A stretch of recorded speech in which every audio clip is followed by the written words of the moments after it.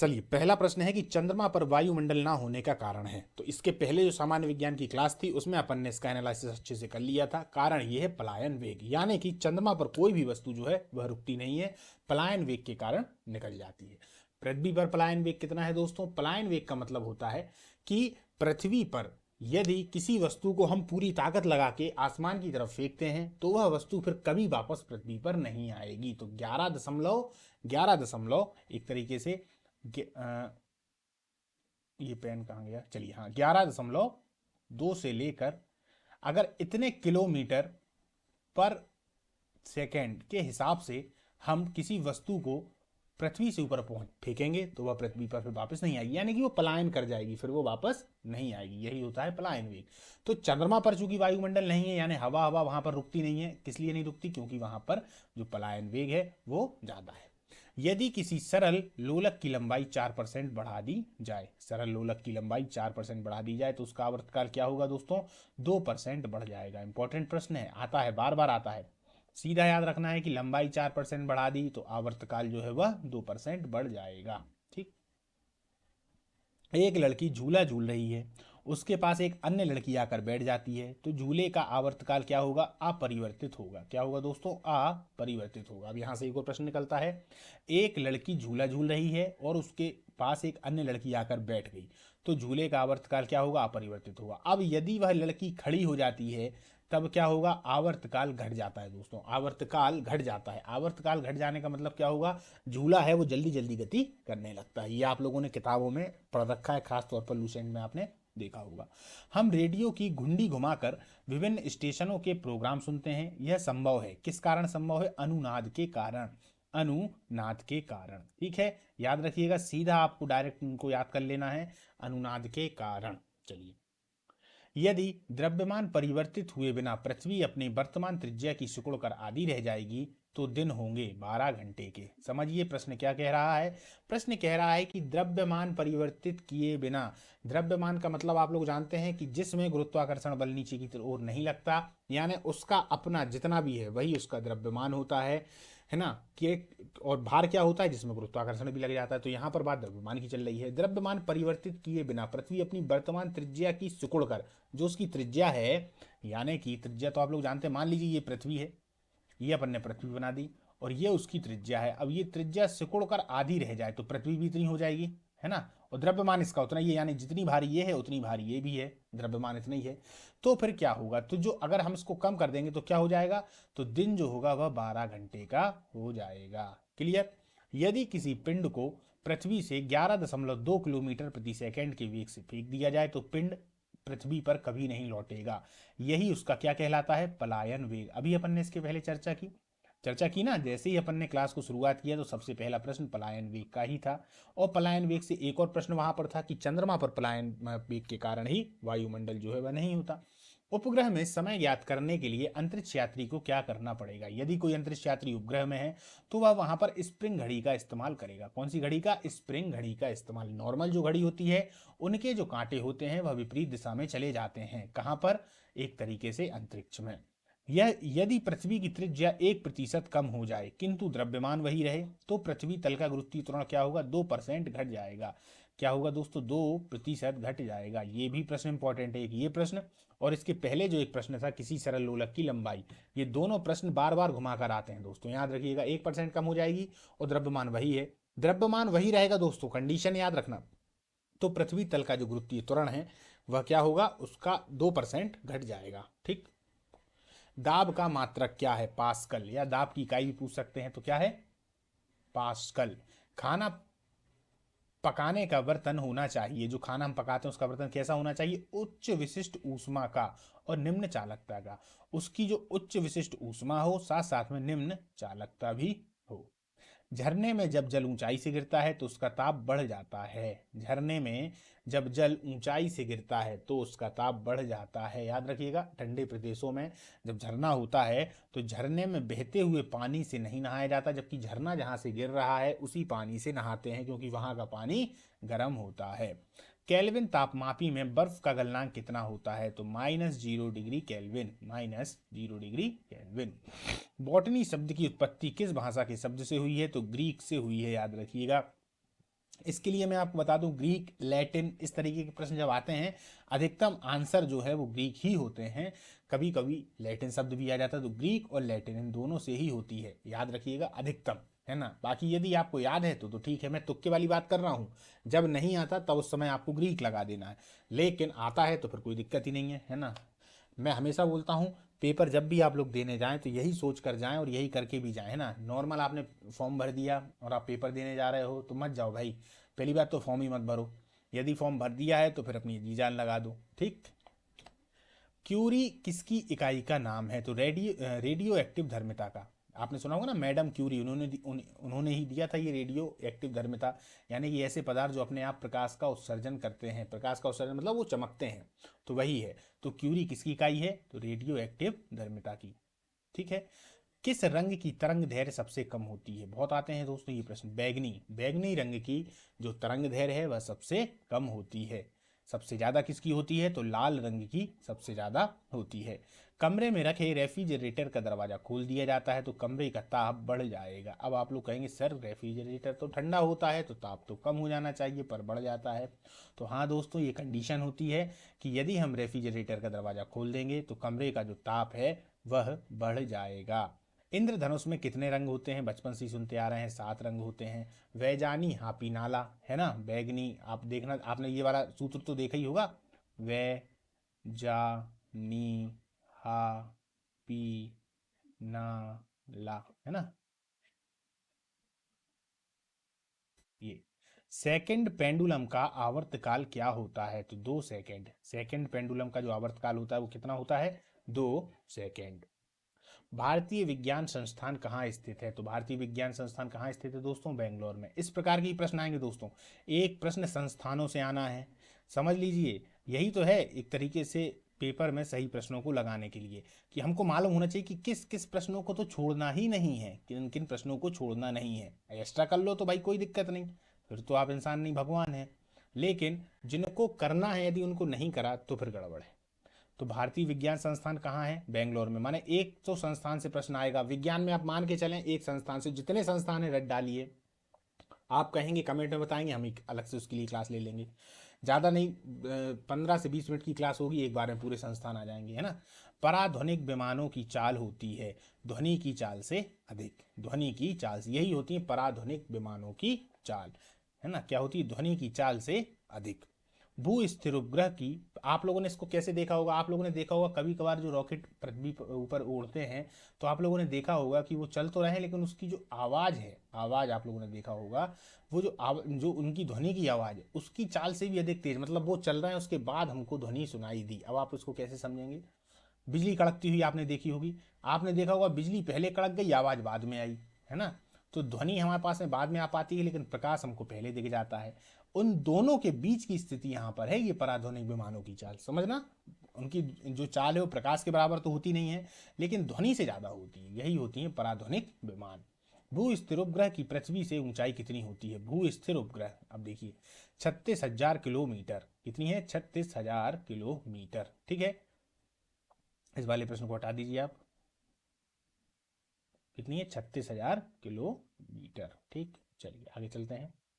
चिकित्सा शास्त्र के विद्यार्थियों को किसकी शपथ दिलाई जाती है? पिछली क्लास में भी अपन ने इस पर चर्चा की थी, हिप्पोक्रेटस की। किसकी? हिप्पोक्रेटस की। नाम याद रखिएगा, 2 बार हो गया, अब तो आप लोगों को याद हो गया होगा। कार में रेडिएटर का क्या कार्य होता है? इंजन को ठंडा करने का। क्या होता है? इंजन को ठंडा करने का।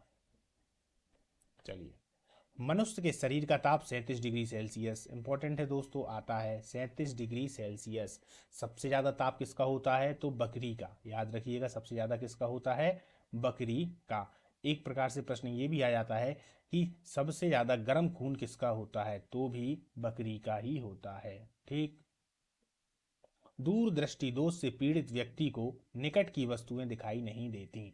याद रखिए ये, दूरदृष्टि, जब भी दूरदृष्टि आ जाए तो निकट की वस्तु नहीं दिखाई देगी, निकट दृष्टि दोष आ जाए तो दूर की वस्तु दिखाई नहीं देगी। किस में उत्तल होगा प्रयोग, किस में अवतल लेंस प्रयोग होगा, अभी अपन आगे इसमें चर्चा करेंगे। किताब के ऊपर रखे किसी लेंस को ऊपर उठाने पर यदि मुद्रित अक्षरों का आकार बढ़ता हुआ दिखाई देता है तो लेंस कौन सा है? उत्तल। कौन सा लेंस है? उत्तल। आप लोगों ने देखा होगा कि जो लेंस हम लोग बचपन में देखते थे, है ना, या फिर आप लोग 12th में आप लोगों ने देखा होगा, जो फिजिक्स केमिस्ट्री बायो वाले होंगे, कि लेंस के माध्यम से हम अगर देखते थे तो जब हम नीचे से किसी चीज़ को ऐसे ऊपर उठाकर देखते थे तो वो चीज़ हमें बड़ी हुई दिखाई देती थी, वही दरअसल उत्तल लेंस है। ठीक है। और यदि किसी लेंस से अक्षरों का आकार छोटा दिखाई देता है तो लेंस अवतल है। अब अवतल भी आप लोगों ने देख रखा है, ये कहाँ देख रखा है? छोटे में दोस्तों एक स्केल आया करता था, उस स्केल में उत्तल और अवतल दोनों लेंस होते थे। जब हम लोग मजाक में एक दूसरे को बोला करते थे कि भाई इससे देखो चीज़ें बड़ी दिखाई दे रही हैं, इससे कम दिखाई दे रही हैं, तो वही उत्तल और अवतल एक तरीके के लेंस हैं। तारे क्यों टिमटिमाते हैं? अपवर्तन के कारण। आप कह रहे हो सर बहुत सरल प्रश्न है, बिल्कुल सरल प्रश्न है, लेकिन ऑप्शन में वहाँ अपवर्तन आएगा, परावर्तन आएगा, प्रकीर्णन आएगा, फिर और कह देंगे कि इनमें से कोई नहीं, तब आप कन्फ्यूजन में हो सकते हैं। यहाँ पर आपने रिवीजन कर लिया अपवर्तन के कारण, है ना। अपवर्तन क्या होता है? अपवर्तन होता है जैसे कि मान लीजिए प्रकाश यहाँ से आ रहा है, ये कोई रेखा है, तो जब ये यहाँ पर पहुँचेगा तो हल्का सा अपने यहाँ से हट जाएगा, यानी कि इसकी दिशा तो ये थी जाने की, पर ये थोड़ा हट गया, यही होता है अपवर्तन। अब जो धूल के कण होते हैं बहुत सारे, उन्हीं से इस प्रकार से टकराता टकराता टकराता यहाँ यहाँ ऐसा आता हुआ वो हमें तारे चमकते हुए दिखाई देने लगते हैं। परावर्तन क्या होगा? परावर्तन यहाँ से ऐसी लौट जाती है। समझ गए? प्रकाश के बहुत सारे गुण होते हैं, जब कभी व्यक्तिगत इसकी क्लास होगी तब अपन चर्चा करेंगे। चलिए, तितलियों के पंख पारदर्शी होने के बावजूद रंग बिरंगे क्यों दिखाई देते हैं? तो परावर्तन के कारण। देखिए दोस्तों, इंपॉर्टेंट प्रश्न है, इस पर मैंने एक शॉर्ट वीडियो भी बना रखा है, उसको भी देखिएगा आप लोग, है ना। अगर आप लोग ना मेरे शॉर्ट्स वीडियो देख लेंगे तो उसमें आपको बहुत सारी विज्ञान की जानकारियाँ मिल जाएगी। आप लोग जाइएगा यूट्यूब पे मेरे, तो उस पर देखिएगा, एक जगह शॉर्ट्स लिखा होगा, हालांकि आप लोग जानते होंगे, तो वहाँ पर आप देखेंगे तो पूरे एकदम विज्ञान के न जाने कितने सारे उसमें शॉर्ट्स हैं, और सभी शॉर्ट्सों में आपको एक अलग ही जानकारी मिलेगी, वो भी आश्चर्यजनक स्थिति के अनुसार। देखिए, अब इसमें क्या लिखा है इन्होंने? तितलियों के पंख पारदर्शी, यानी कि हम जो तितली के पंख देखते हैं वो दरअसल रंग बिरंगे नहीं है, प्रकाश का परावर्तन हो जाता है, इस वजह से रंग बिरंगे दिखते हैं। अन्यथा तितली के जो पंख हैं वो एक तरीके से पारदर्शी हैं, आर पार भी हम उनमें देख सकते हैं, लेकिन एक लेयर चढ़ी होती है, उसी लेयर से प्रकाश का परावर्तन होता है और वो हमें रंग बिरंगे दिखाई देते हैं। निम्नलिखित में से कौन एक आवेश रहित कण है? तो दरअसल न्यूट्रॉन जो है वो आवेश रहित कण है, यानी कि इसमें प्लस माइनस चार्ज नहीं होता। माइनस किस में होता है दोस्तों? इलेक्ट्रॉन में होता है, और प्रोटॉन में प्लस चार्ज होता है। पौधों की आंतरिक संरचना का अध्ययन क्या कहलाता है? तो शारीरिकी। क्या क्या कहलाता है? शारीरिकी। ठीक है दोस्तों, इसका जो आंसर है वो है वार्गिकी। वार्गिकी। ठीक है, ये नहीं है, याद रखिएगा। चलिए, निम्न में से किस रंग का अपवर्तनांक सबसे अधिक होता है? तो बैगनी रंग का अपवर्तनांक सबसे अधिक होता है। अभी अपन ने अपवर्तनांक देखा ना, कि जब यहाँ से प्रकाश की किरण आई तो इसके बाद वह 3-4 भागों में बढ़ जाती है अपने अलग अलग, और थोड़ा सा अपने क्षेत्र से अलग हट जाती है, तो सबसे ज़्यादा जो क्षेत्र से अलग हट जाए उसको कहते हैं कौन सा रंग? बैगनी रंग। सबसे कम कौन सी होती है? लाल रंग। स्वच्छ जल से भरे तालाब की गहराई 3 मीटर प्रतीत होती है। यदि हवा के सापेक्ष जल का अपवर्तनांक 4/3 हो तो तालाब की वास्तविक गहराई क्या होगी? सुनिएगा, स्वच्छ जल से भरे तालाब की गहराई 3 मीटर प्रतीत होती है। मान लीजिए ये तालाब है ना, हमने देखा कि ये 3 मीटर हमको दिख रही है।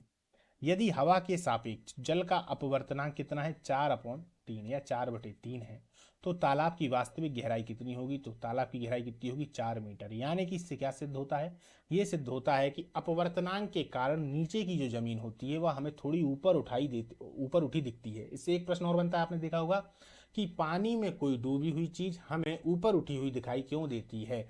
तो उसका भी आंसर अपवर्तनांक ही होता है। जो सिक्का पानी में अपन डाल देते हैं तो अपन को ऐसा लगता है कि ये तो बहुत पास में है, तुरंत हाथ डाल के निकाल लेते हैं, लेकिन जब अपना हाथ डालते हैं तो हम देखते हैं कि यार हाथ तो बहुत ज्यादा अंदर चला गया।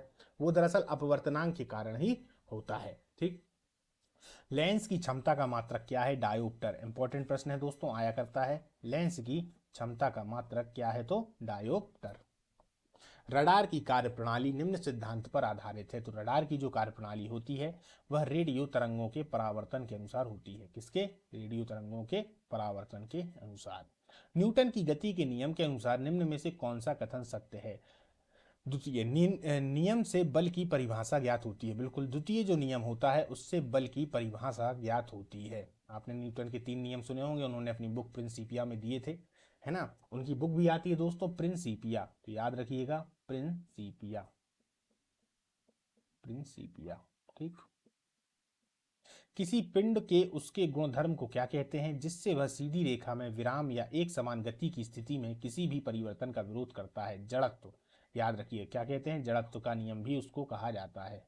बताइए, जड़त्व का नियम भी उसको कहा जाता है। चलिए, मोटर कार में शीतलन तंत्र किस सिद्धांत पर कार्य करते हैं? केवल संवहन। केवल संवहन। मोटर कार में जो शीतलन तंत्र होते हैं या जो शीतलन यानी जो ठंडा करने वाले तंत्र होते हैं वह संवहन पर कार्य करते हैं। संवहन का मतलब आप जानते हैं, बहना। संवहन का मतलब क्या होता है? बहना। जीवित प्राणियों के शरीर में होने वाली निम्नलिखित में से कौन सी एक प्रक्रिया पाचक प्रक्रिया है? तो प्रोटीनों का एमिनो अम्ल में विघटन। ये तो अपन देखते हैं जीव विज्ञान में, जो प्रोटीन होते हैं वो किसमें बढ़ जाते हैं? एमिनो अम्ल में। ठीक। टेलीविजन में दूरस्थ नियंत्रण के लिए किस प्रकार के विद्युत चुंबकीय विकिरण का उपयोग किया जाता है? तो उसमें लघु रेडियो तरंगें होती हैं, हर्ट्ज रेडियो तरंगें होती हैं। ठीक, लघु रेडियो तरंगें, इन पर भी प्रश्न आता है दोस्तों, है ना।